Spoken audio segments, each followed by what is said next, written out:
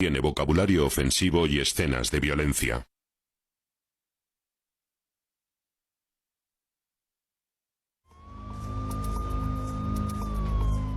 Donald McIntyre es un periodista de investigación famoso por sus intrépidos trabajos con peligrosas organizaciones criminales y pretende desvelar la cara oculta del crimen internacional más moderno.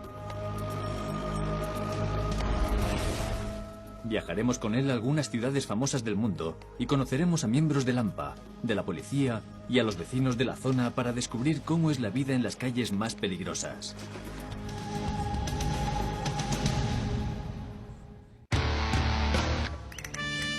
Estamos en Ciudad de México, donde el crimen organizado ha dado lugar a más muertes que muchas guerras.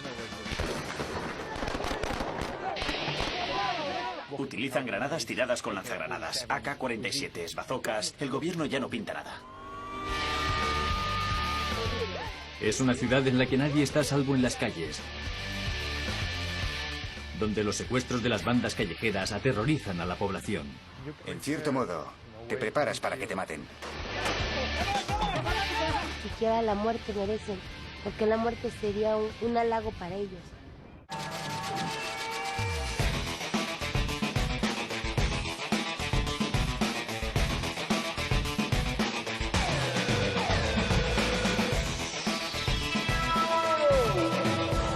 Calles peligrosas.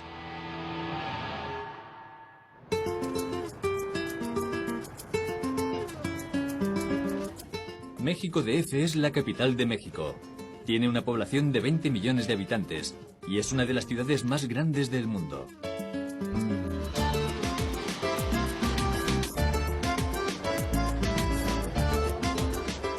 Es famosa por su cocina y su legado cultural. Pero más allá de los mariachis y los margaritas, podemos ver que México DF es un lugar extremadamente volátil.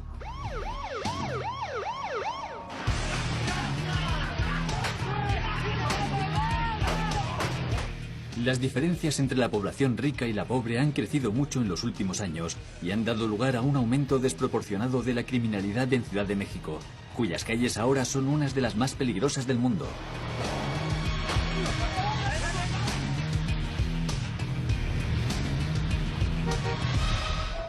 Donald ha venido aquí a descubrir cómo la pobreza y la corrupción han llevado al crimen, a la pobreza y a una ola de asesinatos y crímenes que el año pasado se cobró la vida de más de 5.500 personas.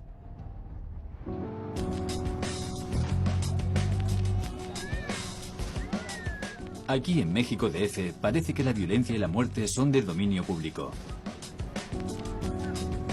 Con echar un vistazo en un kiosco de prensa se puede ver la escala de violencia que hay en la ciudad. Mirad, es la última página de uno de los periódicos más importantes, La Prensa. La policía, los criminales y los cadáveres están por todas partes. Es increíble.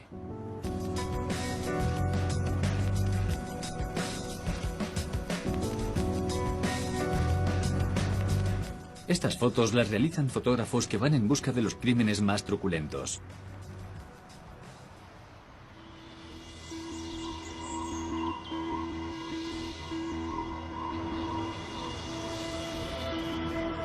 Un contacto británico de Donald ha conseguido que unos fotógrafos le dejen acompañarles en su búsqueda de los crímenes más violentos de la ciudad para inmortalizarlos. Esto es Monumento. Estamos aquí con estos chicos que son fotógrafos de sucesos para diferentes periódicos y emisoras de radio. Ellos también, y lo que hacen es esperar aquí a recibir un aviso. A veces pinchan la radio para conseguir directamente la información y saber si ha habido un asesinato o un accidente. Y a partir de ahí van corriendo al lugar donde haya ocurrido para cubrir la noticia. ¿Y por qué es tan peligroso? Es peligroso porque nunca se sabe. Si, por ejemplo, cubres un tiroteo a la salida de un bar, no sabes si cuando llegues seguirán disparándose o si pasará algo cuando vaya la policía. Así que, a veces, han llegado cuando todavía había disparos. O les han quitado las cámaras o les han pegado. Siempre existe el riesgo. Por la noche puede pasar cualquier cosa. John presenta a Donald a uno de los reporteros de sucesos con más experiencia de la ciudad. ¿Por qué son tan famosas entre la gente las fotos que has realizado de cadáveres y cuerpos acribillados a balazos. Y aquí toda la mayoría de la gente les gusta el morbo de ver muertos, la sangre. No sé si la gente de aquí compra los periódicos y cuando llega la nota roja, lo policíaco, ya se queda ahí y empieza a ver más, empieza a ver las fotos, ¿no? Las imágenes que... Donald está empezando a sospechar que la muerte y la sangre están muy aceptadas entre la población mexicana. Parece que mires donde mires. Siempre hay un coche de policía. Están por todas partes, patrullando la ciudad. Dicen que algunas noches van marcha atrás, de un lado para otro, a 160 kilómetros por hora por el centro. Pero por ahora todo está tranquilo. Aunque no creo que siga así por mucho tiempo.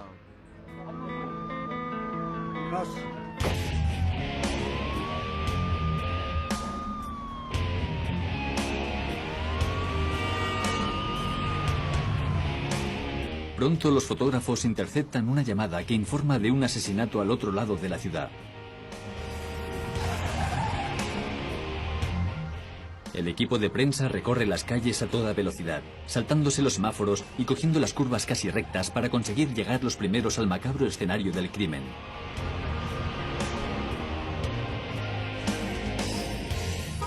Llegan allí a la vez que las primeras patrullas de policía y, tal y como esperaban, hay un cadáver tirado en la calle.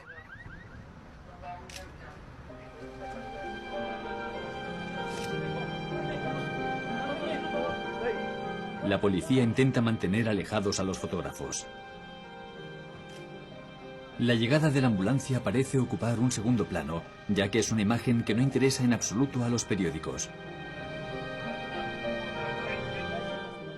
Está bastante claro que el crimen en México DF es un gran negocio y la gente parece estar desensibilizada al respecto. Bueno, eso forma parte del día a día de estos chicos. Cadáveres y caos. Creen que ha muerto por un disparo en la cabeza. Y hemos estado incluso demasiado cerca del escenario del crimen. Finalmente la policía acordona la zona y empieza a recoger pruebas del asesinato.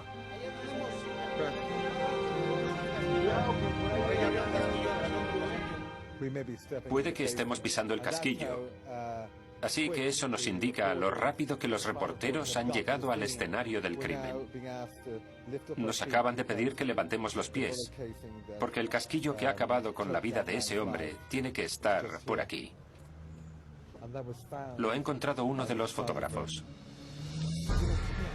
Parece que cuando los periodistas han obtenido lo que querían, el escenario del crimen se normaliza. Esto es algo normal para ti, ¿verdad, David? Así son todas tus noches, ¿no? Sí, aquí en la Ciudad de México sí, es muy común.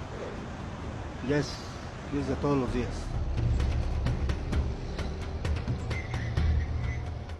¿No te da miedo pensar que tú mismo podrías acabar muerto en la primera página del periódico? Pues te pasa alguna vez por la mente, ¿no? Te pasa alguna vez por la mente que vayas a ser tú el que te vayan a tomar la foto, ¿no? Es como una, digamos que una regla de oro, ¿no? Entre nosotros. Si por ejemplo algún compañero de nosotros llegara a caer, no tomaríamos foto de él. Pero por respeto al compañero no lo haría.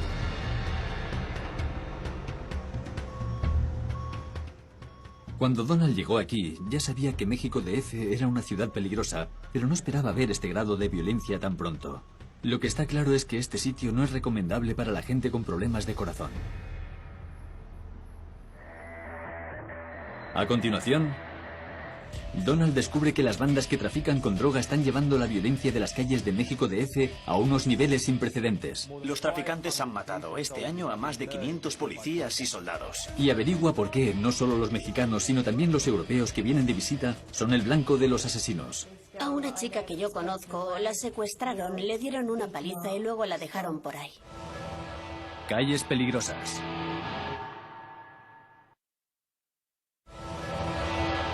Calles peligrosas.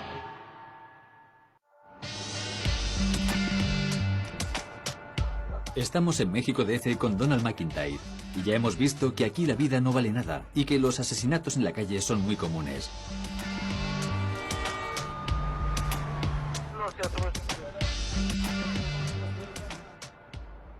Pero esta ciudad es un lugar de colores y contrastes, donde los visitantes se sienten acogidos y la gente sabe pasárselo bien.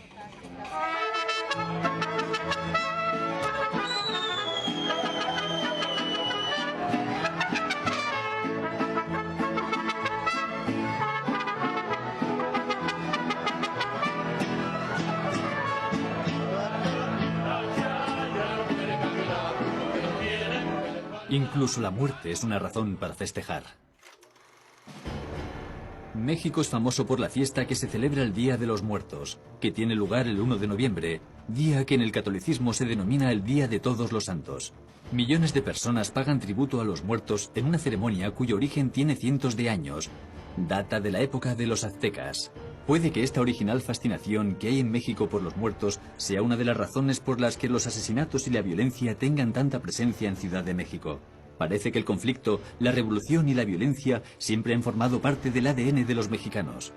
En 1968, miles de estudiantes que protestaban contra el gobierno fueron masacrados por los soldados y la policía, que abrieron fuego contra los civiles desarmados. La severa recesión económica de los 90 dio lugar a un importante aumento de la criminalidad, y México DF se convirtió en una ciudad sin ley.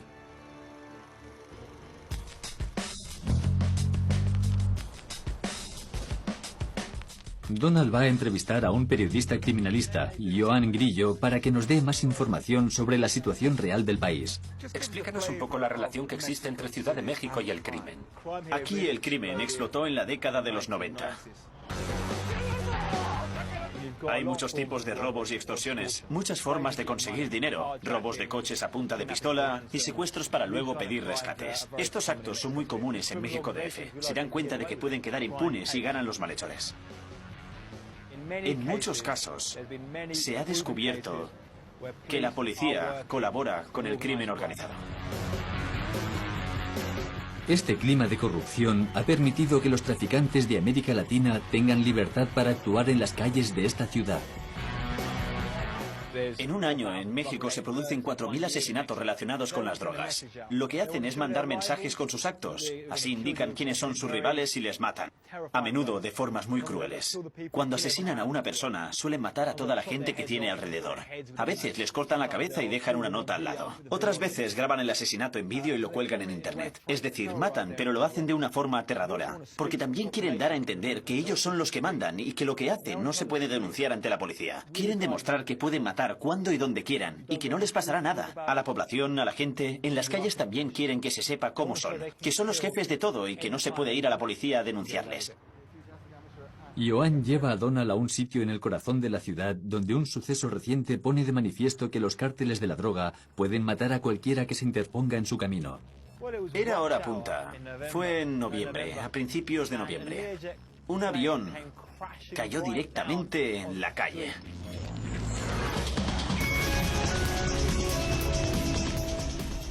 Explotó y quedó en llamas. Murieron todos los pasajeros, algunos conductores y unos pocos viandantes.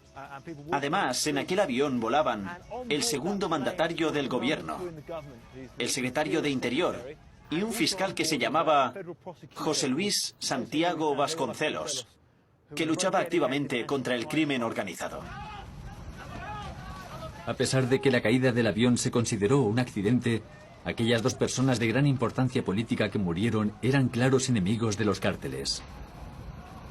Explícanos cuál fue la trayectoria del avión. Como es obvio, el tráfico se dispersó como pudo. La gente se quemó porque una gran bola de fuego avanzaba por la calle. Y aquella bola siguió moviéndose hacia allí. Los motores, las alas y más restos quedaron esparcidos por todas partes. Las diferentes piezas del avión cayeron encima de este edificio. Algunas ventanas ahora son de madera porque hubo partes del avión que cayeron encima de ellas. Es increíble que un desastre así haya podido ser planeado por los cárteles de la droga, sobre todo cuando por el supuesto accidente han muerto dos políticos a plena luz del día. ¿Seguro que los narcotraficantes no son tan poderosos como para acabar con el vicepresidente? Ahora mismo, en México, se respira un clima que ha permitido ataques a cientos de policías y soldados este año. Esas bandas relacionadas con el mundo de la droga han asesinado a más de 500 policías y soldados en todo el país. A un hombre, el jefe de la Policía Federal, le mataron de un disparo en su propia casa. Llegó a casa, abrió la puerta y le estaba esperando un hombre con una pistola que le mató sin miramientos.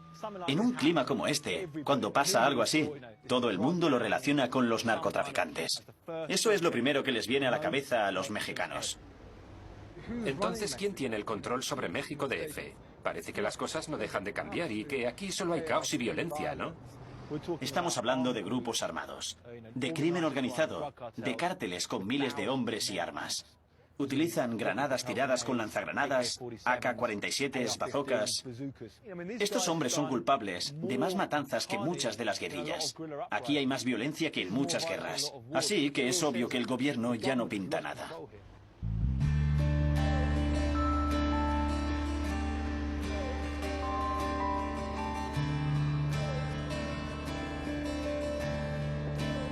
Donald se ha quedado impresionado cuando se ha enterado que los cárteles de la droga tienen tanto poder en México que, al parecer, el país se va a convertir en un lugar sin ley. México es una de las puertas de la droga que va hacia los Estados Unidos. Es un negocio que podría llevarnos a entender por qué los cárteles llegan hasta donde llegan para defender sus intereses. Mientras los cárteles crecen y cada vez son más influyentes, México DF también ha sido testigo de la aparición de otro fenómeno criminal, los secuestros.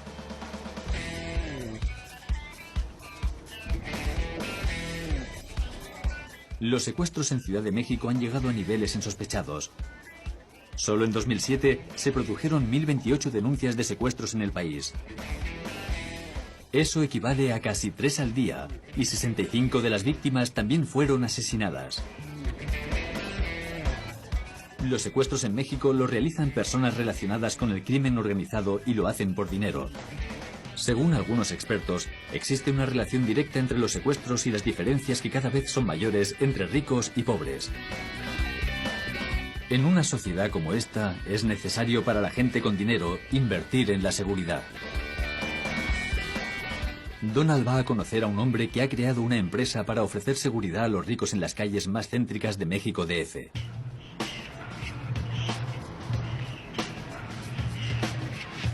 Francisco Ramírez es el jefe de una organización denominada CIOS. Grupo CIO significa Centro de Información y Operaciones en Seguridad. Esta empresa es una de las mayores compañías especializadas en seguridad de México DF. Desafortunadamente, por la situación que se vive en el país, el secuestro es una realidad. El secuestro hoy en día está incrementando. O sea, se ha incrementado la parte agresiva, la parte bárbara del secuestro. Ya en una época se tomó una modalidad que sale de México, que son las mutilaciones. Bandas especializadas, formadas y entrenadas por el narcotráfico, su modo de vida es la ilegalidad, están entrenados para aspectos violentos y están girando a secuestrar.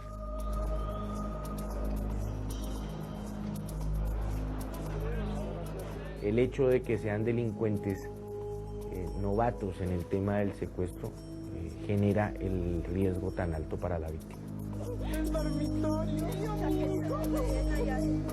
Hechos más tristes y más lamentables, personas de la autoridad dedicadas a grupos de antisecuestro que terminaban siendo personas dedicadas al secuestro, que no es secreto, o sea, está en todos los medios de comunicación. No es raro que este tipo de organizaciones funcionen bien cuando la gente en México DF no puede confiar en la policía. En un ambiente como este, el problema de los secuestros solo puede ir a peor. Donald va a conocer a un chico que ha sufrido el horror de un secuestro en primera persona y ha vivido para contarlo. A Rodrigo Álvarez se le acercaron 2 hombres con pistolas y le apuntaron cuando iba a casa de un amigo suyo en un barrio de clase media. Recuerdo que levanté las manos y me dijeron que las bajara. Entonces, los secuestradores le metieron en un coche y se lo llevaron. Me preguntaban cosas como, ¿cuánto crees que tu familia pagaría por tu vida? Y no sabía qué contestar. Pero al final les dije que a lo mejor podían pagar unos 100.000 pesos. Y me contestaron que entonces pedirían 200.000. Se lo llevaron a una casa cuya localización desconocemos. Los secuestradores pensaban pedir una suma de dinero equivalente a 15.000 euros. Rodrigo se temía lo peor. Me dijeron que me calmara y que no hiciera ninguna tontería, que no intentara escaparme y no me pasaría nada. Me dieron comida, pero yo no comí, ya que tenía el estómago destrozado. Es un sentimiento raro, porque en cierto modo te preparas para que te maten. Sabes que lo pueden hacer cuando quieran. Los padres de Rodrigo negociaron su puesta en libertad y pagaron el rescate. Cuando me dijeron que habían pagado el rescate, me alegré. Me dijeron que me llevarían con el coche a un sitio, me dejarían allí y que tenía que dar 100 pasos hacia adelante sin mirar atrás, porque si no me iban a disparar. A pesar de todo, Rodrigo y sus padres no llamaron a la policía. No quisimos ir a la policía porque yo tenía miedo. No sabes si es verdad que la policía está relacionada con esta gente. No sabes si de alguna manera están conectados. Lo hablamos y al final decidimos no ir a la policía porque no sabíamos si, en caso de que se enteraran, se iban a vengar. A continuación, Donald conoce al cuerpo de la policía desde dentro y ve un ejercicio al más puro estilo mexicano. También conocerá a un hombre que se tomó la justicia por su mano después que mataran a su hija. Le dispararon una pistola del calibre 45 en el cuello. Calles peligrosas.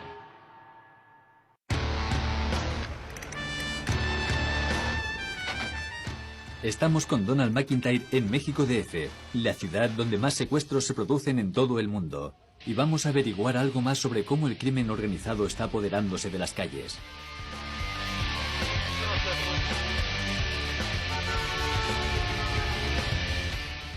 Donald se ha quedado boquiabierto con lo que ha visto. Parece que la ciudad está fuera de control.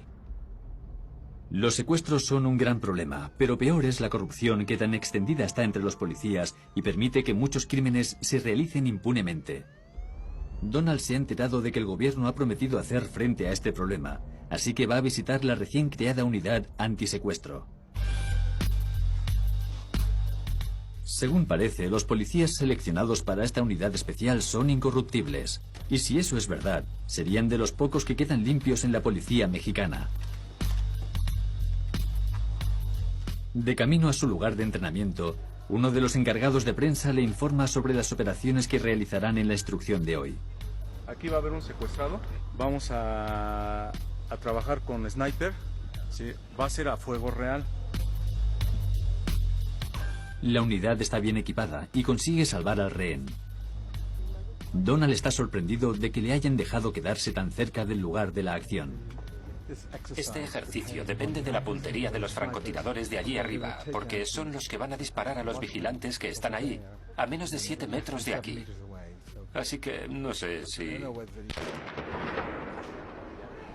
¿Pablo?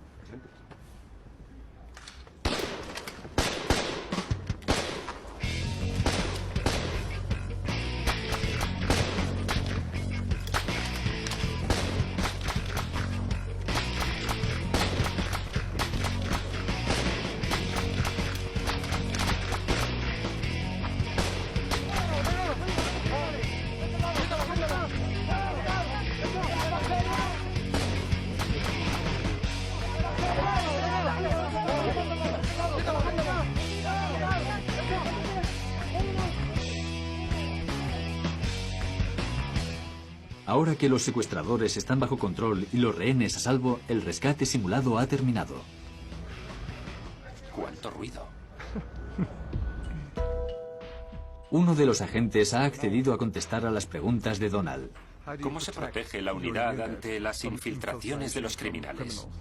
Nosotros vivimos la mayor parte del tiempo en el trabajo, en el grupo, y nos vamos conociendo poco a poco.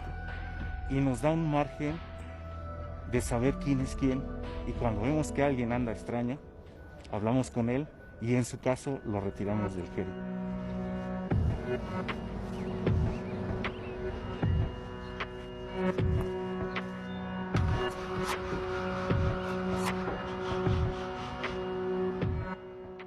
La unidad antisecuestro ha demostrado fuerza y solidaridad, pero Donald no sabe bien cuánto había de realidad en todo esto.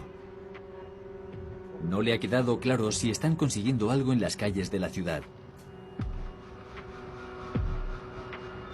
Así que Donald va a hablar con unas chicas inglesas que llevan una temporada viviendo aquí. Al ser extranjeras, la gente piensa que son ricas. Así que Sarah, una periodista, y Hannah, que trabaja en una editorial, tienen que tomar precauciones contra los secuestros. Yo nunca cogería un taxi. Porque que haya 3 personas inglesas en un coche, además obviamente extranjeras, es más peligroso que coger un taxi yo sola hablando en español. Sarah y Hannah explican lo fácil que es para los extranjeros meterse en un taxi falso y convertirse en una presa fácil para que les roben a punta de pistola. Los llaman secuestro express y suelen durar 1 hora. Porque te llevan a un cajero para que saques todo lo que puedas, con todas las tarjetas que lleves encima. Además, te obligan a que les des el número secreto para que puedan comprobar que se están llevando el máximo dinero posible. A una chica que yo conozco, la secuestraron, le dieron una paliza y luego la dejaron por ahí.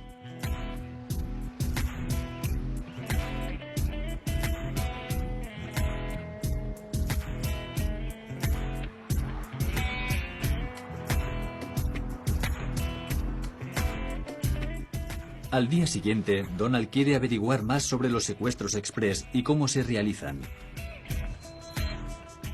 Así que para un taxi a sabiendas de que el conductor podría ser un secuestrador.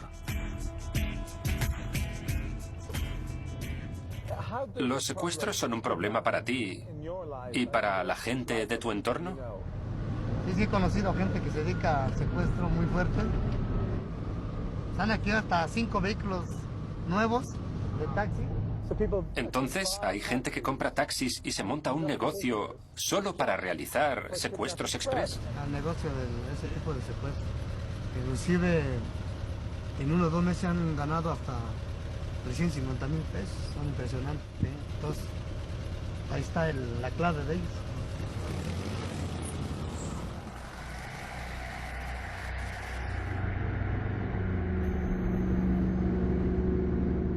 Si un taxista al azar conoce a gente de su barrio que realiza este tipo de secuestros, nos podemos hacer una idea de lo extendido que está el problema. ¿Y es gente que da miedo? ¿Es gente violenta? No con miedo, simplemente así que son conocidos de chicos y pues nada más el saludo. Como mismo ya los conocen, es el saludo. Para el barrio es el saludo de nosotros. Para los demás tal vez que sí, sean la amenaza a los demás. Según tu experiencia, ¿qué porcentaje de secuestros se denuncian en la policía? Como un 98% más o menos, que no se denuncia. O sea, son muy pocos los que van a denunciar ese tipo de personas. Por lo mismo, porque las mismas autoridades están corridos con ellos. Entonces, por eso la gente se evita de ir a denunciar. Porque la misma autoridad te dice, no vayas porque te conoce tu casa, te llega y te plomean y tú ya sabes, retira los cargos o tú le tiras, tú le sabes, ¿no? De acuerdo, muchas gracias.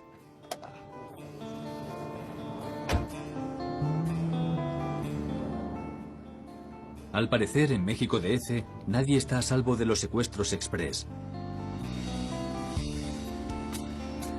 Donald ha descubierto que no solo se secuestra a gente con un alto poder adquisitivo, los más pobres de la sociedad también corren el riesgo.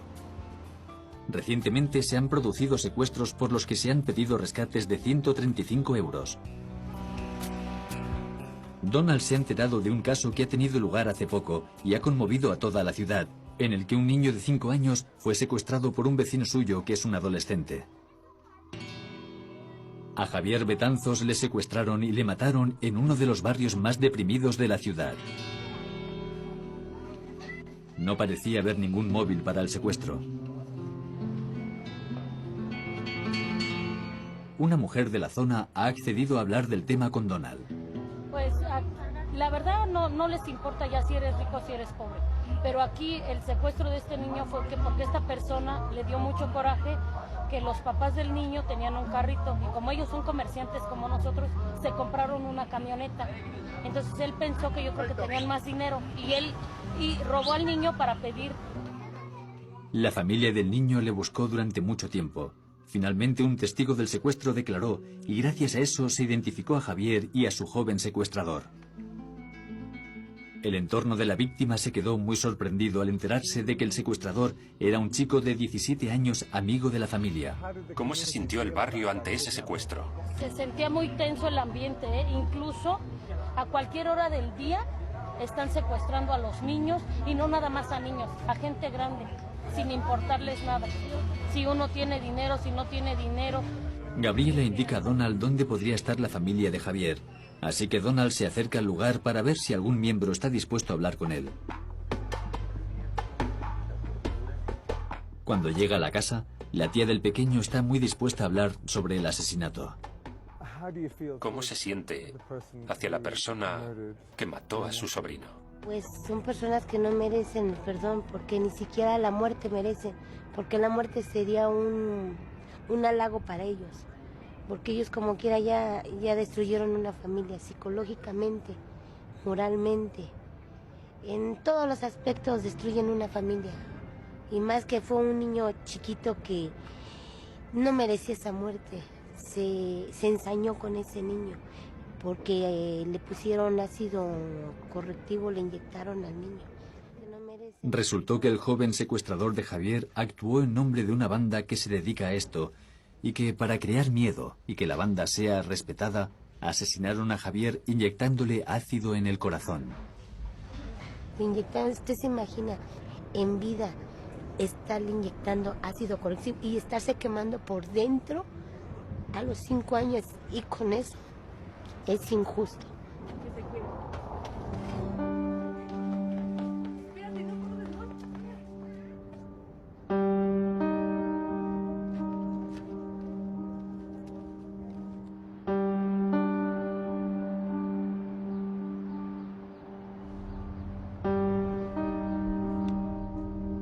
Esta ha sido una de las historias más desgarradoras que Donald ha oído en todos estos años que ha trabajado como periodista criminalista.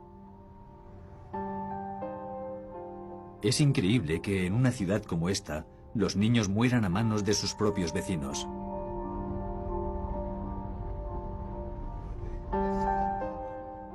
Las víctimas le han dicho a Donald que no suelen denunciar los secuestros porque tienen miedo de la corrupción policial.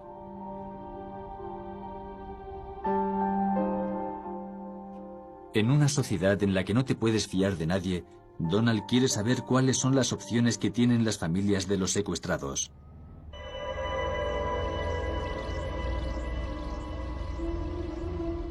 Donald está a punto de conocer a un hombre que no ha tenido otra opción y se ha visto obligado a tomarse la justicia por su mano. En julio de 2000, Paola Gallo fue secuestrada y asesinada por sus captores. Su padre, Eduardo, un próspero consultor económico, ha accedido a hablar con Donald para contarle la horrible historia de su familia. Pasa, por favor. ¿Cómo era ella? Era una chica muy alegre. Le encantaba contar chistes a todo el mundo y hacer reír a la gente. A pesar de que Eduardo pagó el rescate de 13.500 euros rápidamente, no volvió a ver a su hija con vida. Le dispararon una pistola del calibre 45 en el cuello. Al menos, ella murió inmediatamente. Fue como un jarro de agua fría. Bueno, en realidad eso no es nada, comparado con lo que sentí. En los días posteriores al asesinato de Paola, empezaron a surgir las verdaderas razones de su muerte. Durante el pago del rescate, unos asaltantes desconocidos robaron a los secuestradores la mitad del dinero y acabaron con la vida de 3 de ellos. Los demás miembros de la banda mataron a Paola cuando se dieron cuenta de que no tenían todo el rescate. La policía rápidamente supuso que Eduardo estaba detrás del ataque a los criminales. Dijeron que estaban realizando una investigación y que para llevarla a cabo bien necesitaban que les explicara por qué habían muerto esos 3 chicos. Me preguntaron, ¿tiene usted idea de lo que pasó? Yo les contesté que no tenía ni idea y que si pensaban que les había matado, ya se podían ir a la... Me enfadé mucho, me volví loco y les grité, les insulté y les mandé muy lejos. Perdiste la cabeza porque también acababas de perder a tu hija. Y estaban insinuando... ¿Te acusaban de asesinato? Que yo había matado a los secuestradores y por eso ellos habían asesinado a mi hija. Yo les dije que no solo eran idiotas, sino que también eran unos corruptos. Entonces me di cuenta de que no se iba a llevar a cabo ninguna investigación. Como sabía que algunos miembros de la banda todavía seguían en la calle, Eduardo buscó a los asesinos de su hija. Empecé a recopilar información sobre ellos, fotos, datos sobre sus familias, sus hijos, sus mujeres, sus hermanos, sus padres, sus primos, dónde vivían, mucha información. Sabía lo que buscaba y a quién buscaba. Me di cuenta de que faltaban 4 y pensé, vale, vamos a encontrarles. Gracias a sus propias investigaciones, Eduardo pudo encontrar a 3 de los secuestradores de su hija y la policía les arrestó inmediatamente. Luego seguí buscando al que faltaba, que además fue quien disparó a Paola. Le encontré dentro del Estado de México y mis 2 guardaespaldas hicieron el trabajo que tenían que haber hecho las autoridades. Le dimos su merecido. A pesar de que todos los secuestradores fueron condenados, Eduardo, de vez en cuando, se cerciora de que sigan en la cárcel. De vez en cuando voy a la cárcel para asegurarme de que siguen allí. En México las cosas son así. A lo mejor en otros países no, pero en México tienes que asegurarte de que las cosas se hacen como debe ser. Tienes que asegurarte de que están allí porque estamos en México y aquí nunca se sabe, ¿no? Sí. ¿Te sientes satisfecho de haber conseguido encerrar a los asesinos de tu hija? Bueno, no se trata de satisfacción. Se trata de que se haga justicia. Y es una forma de decirle a Paola, aunque no me oiga, que la quiero.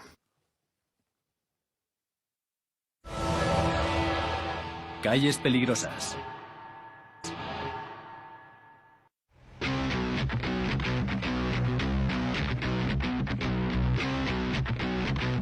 Donald McIntyre está en México DF y ha descubierto que aquí la vida es efímera y que la alegría ante la muerte forma parte de la cultura.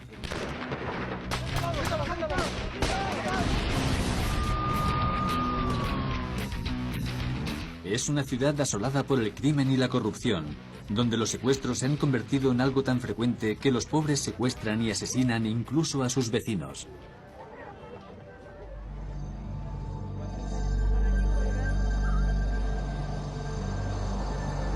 Donald sabe que esta investigación no estará completa hasta que conozca a algún secuestrador, así que ha venido a la cárcel más grande del país para hablar con uno de ellos.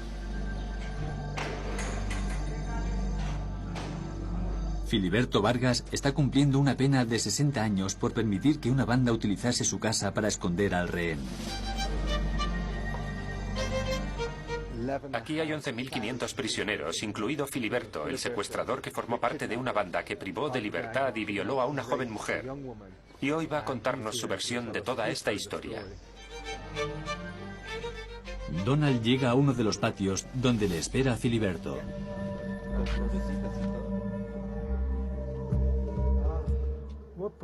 ¿Por qué un pensionista como tú cometió un crimen así? Pues no tenía necesidad, como vulgarmente se dice, no, pero quería comprarme mi carrito, un taxi, para tener un poquito, supuestamente, más.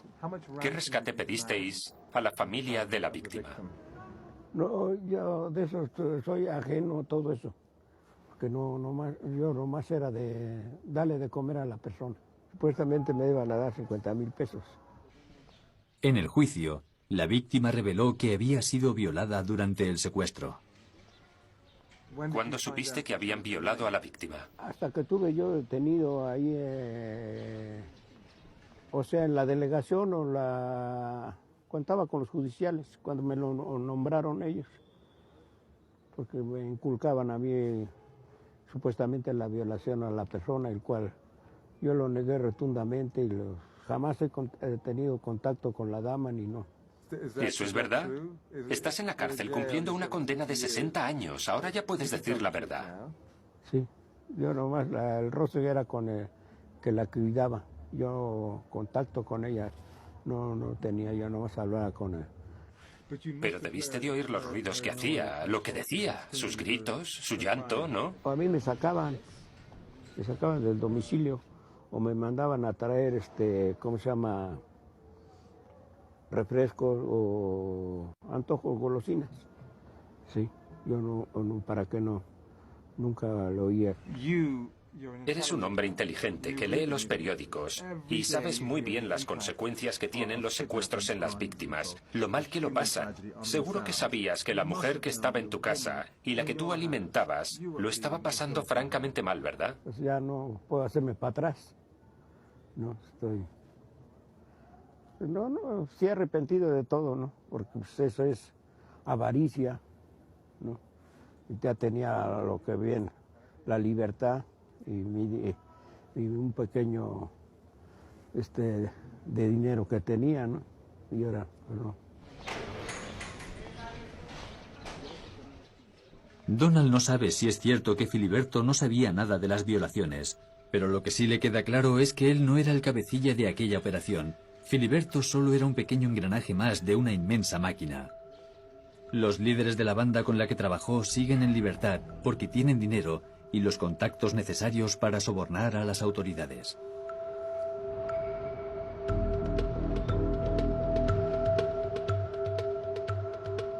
Desde que Donald ha llegado aquí, ha visto cómo la cultura de la corrupción se ha extendido por todo México DF.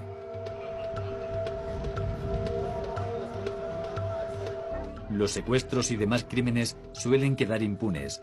La ley que impera en México es muy débil y aquí no se paga por todos los crímenes que se cometen.